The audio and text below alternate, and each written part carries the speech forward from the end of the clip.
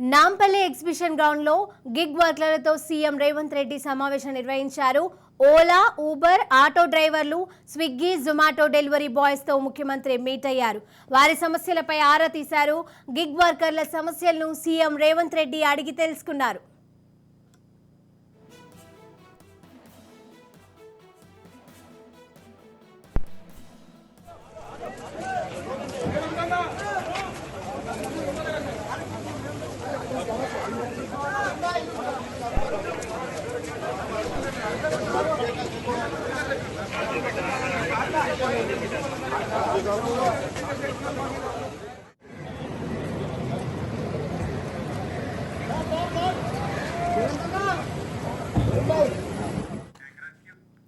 Nampally exhibition grounds లో gig వర్కర్లతో CM Revanth Reddy సమావేశం నిర్వహించారు.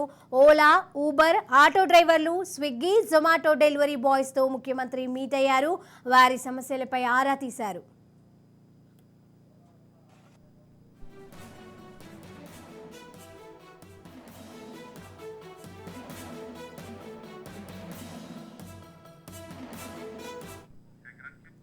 నాంపల్లి ఎగ్జిబిషన్ గ్రౌండ్స్ లో గిగ్ వర్కర్లతో సీఎం రేవంత్ రెడ్డి సమావేశం నిర్వహించారు. ఓలా, ఊబర్, ఆటో డ్రైవర్లు, స్విగ్గీ, జొమాటో డెలివరీ బాయ్స్ తో ముఖ్యమంత్రి మీట్ అయ్యారు.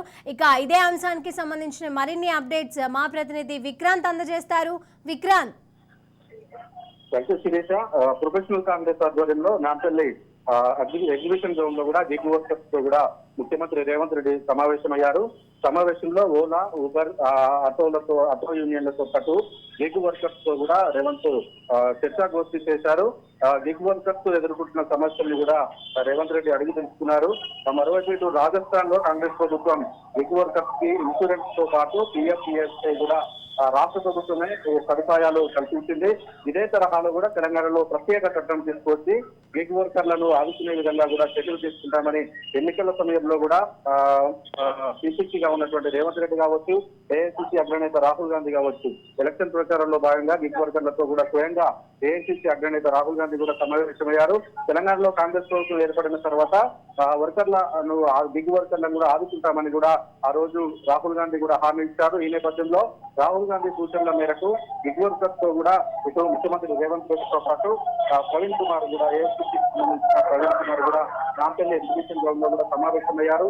ఈ నేపథ్యంలో రాజస్థాన్ లో ఏ విధమైనటువంటి ఇన్సూరెన్స్ తో పాటు PF సదుపాయాలు కల్పిస్తుందో అదే విధానాన్ని కూడా తెలంగాణ రాష్ట్రంలో అమలు చేయాలని మాత్రం కాంగ్రెస్ పార్టీ భావిస్తోంది. దానికి సంబంధించే ఇటు ఈ రోజు సమావేశం ఏర్పాటు చేస్తుంది. మరోవైపు ఇటు తెలంగాణలో కూడా మహిళలకు ఉచిత బస్సు సౌకర్యం కల్పిస్తున్న నేపథ్యంలో కూడా ఇటు ఆటో యూనియన్లు కూడా నిరసనలో తెలుసుకున్న పరిస్థితి ఉంది. తమకు అన్యాయం జరుగుతుంది, ఉపాధి కోల్పోతున్నామని నిరసన చెప్తున్న నేపథ్యంలో కూడా ఆటో యూనియన్లతో కూడా కాసేపటి క్రితమే ముఖ్యమంత్రి రేవంత్ రెడ్డి కూడా సమావేశమయ్యారు. వారికి భవిష్యత్తులో ఒక హామీ ఇచ్చినట్టుగా కూడా తెలిసింది. మరి కాసేపట్లో కూడా మీడియా ముందుకు వచ్చి ఏఐసిసి అబ్జర్వర్ ప్రవీణ్ కుమార్ కూడా మరి కాసేపట్లో మీడియా ముందుకు వచ్చి మాట్లాడనున్నారు. వారికి ఎలాంటి హామీ ఇచ్చారు, అదేవిధంగా ఆటోలకు అన్యాయం జరుగుతున్న నేపథ్యంలో కూడా ఎలాంటి సదుపాయం కల్పించబోతున్నారో మాత్రం మరి కాసేపట్లో తెలియనుంది. Right, thank you Vikrant.